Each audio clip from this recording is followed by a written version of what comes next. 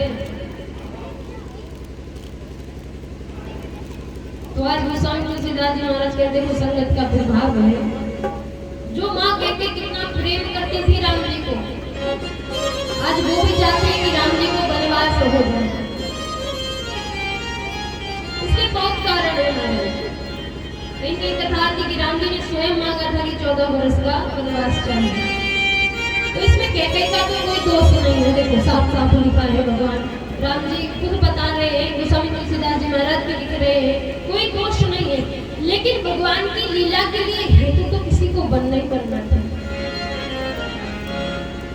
तो कहा ये माँ कैकेयी की परीक्षा थी। मानो भगवान कहते हैं कि प्रेम तो सभी मैयाएं करती हैं और इसी प्रकार प्रेम सभी भक्त करते हैं, लेकिन कष्ट भी उन्हीं भक्त को मिलता है जो भगवान को अधिक प्रेम करते हैं।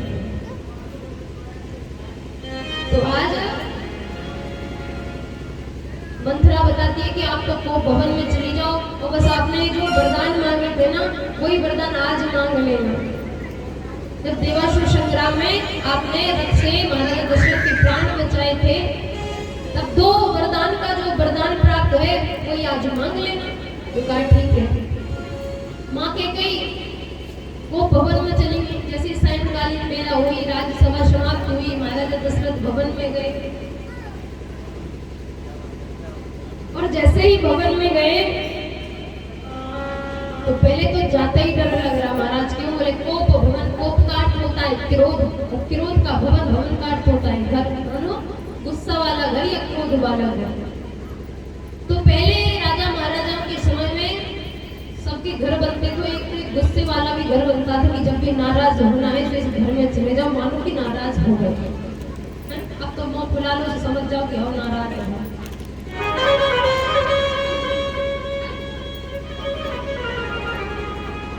तो जैसे ही महाराजा दशरथ आए तो उन्होंने कहा कि आप इतना विलाप कर रहे हो, क्रोध कर रहे हो, भवन में आएंगे, मलिन वस्त्र पहने हैं और आपको नहीं पता कि प्रातः काल आपके बेटा राम को राजा बनना है।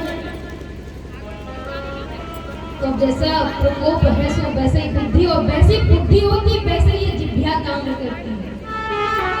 मानो अगर हमारी बुद्धि पवित्र है ना, तो ये जीभ है जिससे हम बोलते हैं ये पवित्र रहती है। अच्छे अच्छे विचार हृदय में आते हैं, बुद्धि का वातावरण बनता है, और ये जिह्वा से अच्छे विचार हमारे मुख से निकलते हैं। तो आज कहा कि अब किस कारण आप जो इतना क्रोध कर रही हैं, क्रोध का कारण बताइए। तो कहा आप तो राम को चाहते हो, आप तो कौशल्या को चाहते हो, हमें तो प्रेम नहीं करते। और मानो महाराजा दशरथ को सबसे ज्यादा प्रेम कैकेयी को करते थे। तो कहा कि देवासुर संग्राम में हमने आपसे 2 वरदान मांगे थे। उस समय आपने कहा था कि आप मांग लो, तो मैंने कहा मुझे जब मांगने होंगे तब मैं मांग लूंगा। कहा ठीक है। और आज वो समय है कि हमने कई बार कहा कि मांग लो, पर आप मांगती नहीं थी, तो हमें वो विचार ही नहीं आया। तो आप संकल्प करो राम जी का, तभी हम मानेंगे। कहा संकल्प क्यों करना है, आप मांग लो, हम स्वतः ही दे देंगे। कहा नहीं, पहले आप संकल्प करो।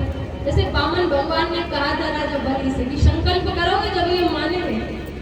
तो आज कैकेयी कह रही कि संकल्प दो, राम जी की सौगंध खाओ, तभी हम मानेंगे कि हाँ। तो महाराज दशरथ सोचते हैं कि कुछ ना कुछ तो बात है, क्योंकि कैकेयी राम जी की सौगंध के लिए कभी नहीं बोल सकती, चाहे संसार इधर का उधर हो जाए।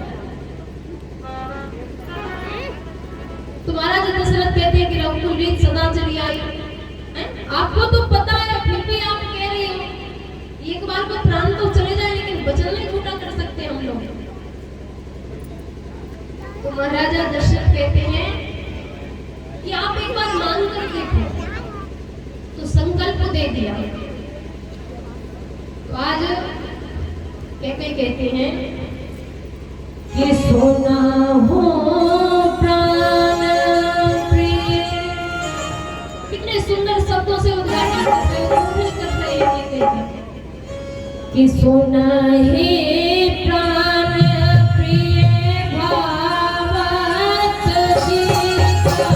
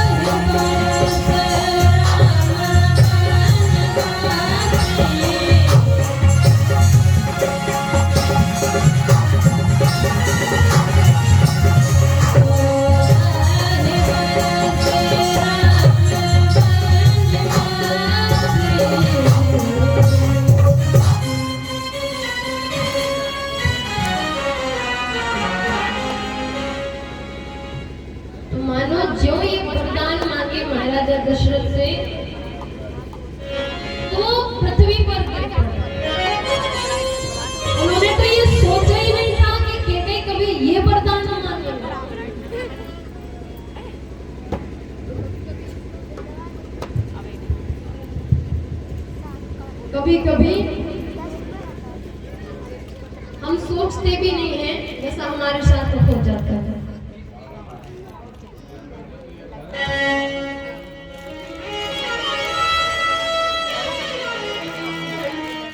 आज जैसे ही